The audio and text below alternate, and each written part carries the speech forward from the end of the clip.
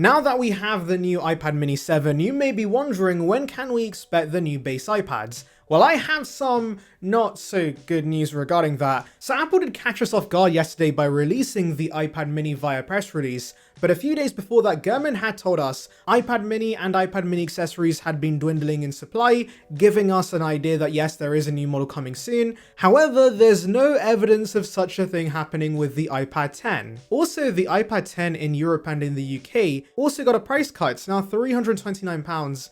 And so usually Apple would not give a price cut to a product that's about to be replaced. The price cut for the current model does suggest there might be no new release, which is a little sad, but of course, nothing is set in stone. Gurman said we'd see the iPad mini at an October event and it would ship on November 1st, but Apple surprised us with a press release instead, and it ships next week. So of course rumors can be false. Maybe the iPad 11 does launch sooner than expected. Anyways, let's delve into rumors regarding the iPad 11. Now, reports have certainly been a little odd on the whole, because we have heard about it keeping the same old A14, which would be very disappointing news, but there is a ray of hope that things may not be too bad in terms of upgrades. So we first heard about the iPad 11 retaining the A14 when Mac rumors sifted through technical information posted by a private account on Twitter who has been credible in the past. And what's weird is that the model number the source shared didn't align with the model number we're expecting the iPad 11 to have. That's why back then I suggested there is a chance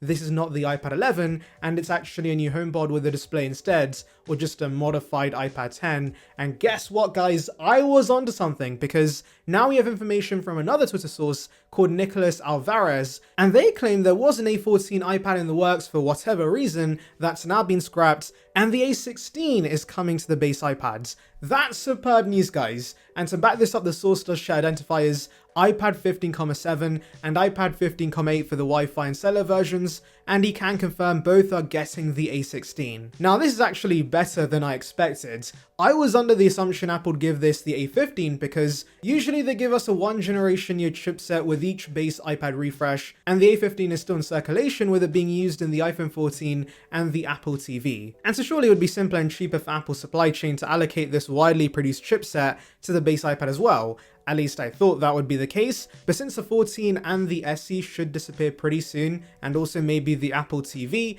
I guess they want to give it a slightly newer chipset, so it's getting the A16 apparently, which of course Apple still uses in the iPhone 15. So yes, actually, all of this does make sense. And you know what else makes sense, guys? Subscribing to the channel, of course. I would greatly appreciate it, and we'll bring you the latest about Apple right to your subscription box, so please consider it. The button is below. Join the Saranbyte gang now. Anyways, coming back to the A16, another reason why it could make sense is because technically Apple did skip a year. They had been updating the base iPad since 2017 on a yearly basis, but 2023 was the first year we got no new release. And so to make up for that 2-year gap, they're going to go from A14 to A16. Now, of course, with the A16, another big upgrade will be a boost in RAM. The A16 never came with 4 gigs of RAM, so we can for sure expect the iPad 11 to get 6 gigs, which would make multitasking much smoother on the device. That's great news. Unfortunately, it could miss out on Apple Intelligence, but I'm not so angry about this considering it's the base iPads. It's supposed to be affordable, and so undoubtedly there's going to be compromises.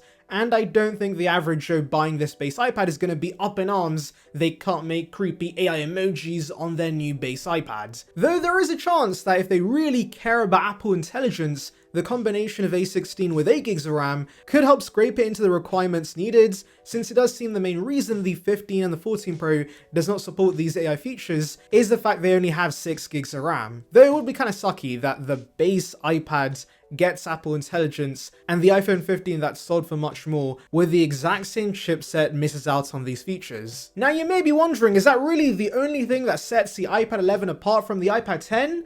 Well, yeah, for the most part, but of course we can expect a few other smaller changes. The first thing will be connectivity improvements. I definitely see them making a fuss about Wi-Fi 6E, even though most don't have Wi-Fi 6E routers in the first place, to actually take advantage of the better speeds, but hey, it does future-proof it, and also we could see Bluetooth 5.3 support. The next thing I'm kind of curious about is Apple Pencil Pro support. You see, when the iPad 10 originally released, Apple kind of led us to believe that this could not support the regular Apple Pencil 2 because it needed a charging strip where the landscape camera was, and so we had to put up with a first-gen Pencil and its horrific dongle charging methods that still gives me nightmares. But thankfully they then gave us the much superior USB-C pencil, which of course magnetically attaches to the iPads. Now, however, with the iPad Air Pro, Apple has restructured the magnetic strip so that of course you get wireless charging whilst also getting the landscape camera. And so there is a possibility we could see Apple Pencil Pro support for the base iPads. Yes, it's kinda overkill having a pencil that's bloody gyroscope supports and all kinds of cool tech on a display that's likely still not laminated and also is gonna lack P3 support, but I think just for some continuity in the range, it would be nice if all the iPads supported the same pencils. Remember, you won't be forced to buy the Apple Pencil Pro. Just like other iPads, you can settle for the USB-C version if you don't need some of the fancier bells and whistles.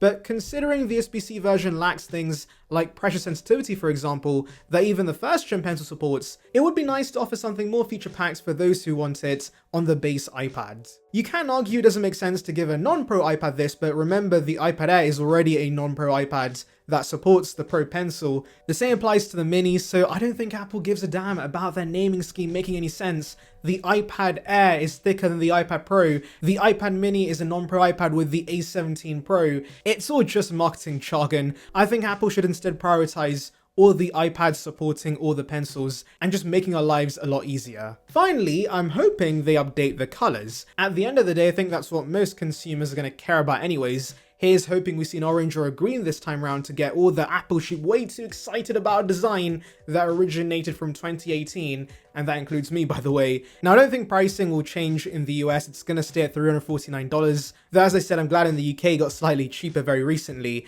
And also don't expect a storage upgrades. I know we want 128 gigs even on the base iPad, but remember guys, Apple wants to upsell you to higher end models, and storage plays a massive role in how they do that. So yes, expect 64 gigs to stay as standards, and I think it's not that bad for this price. I do, however, expect the Magic Keyboard Folio to come down in price. Currently, it's only $100 cheaper than the actual iPad, which makes no sense. And so maybe that's revised to $149 or $199. The Gurman does say there could be a new Magic Keyboard that launches by the middle of 2025 that works for both the base iPad and the Air, and whilst it will lack the aluminium top case from the iPad Pro's Magic Keyboards, it may feature a function row. Now that makes me think Apple's going to simplify the keyboard range and maybe use the same keyboard on the iPad and iPad Air, which would be a good move because I don't think we need two separate keyboards for these iPads. It's weird enough already the Folio keyboard has a function row, but the regular Magic Keyboard on the Air doesn't. These iPads are basically the same size, and so they should support the same keyboards. Anyways, let me know your thoughts in the comments, make sure to like and subscribe for more content like this, and thank you for watching.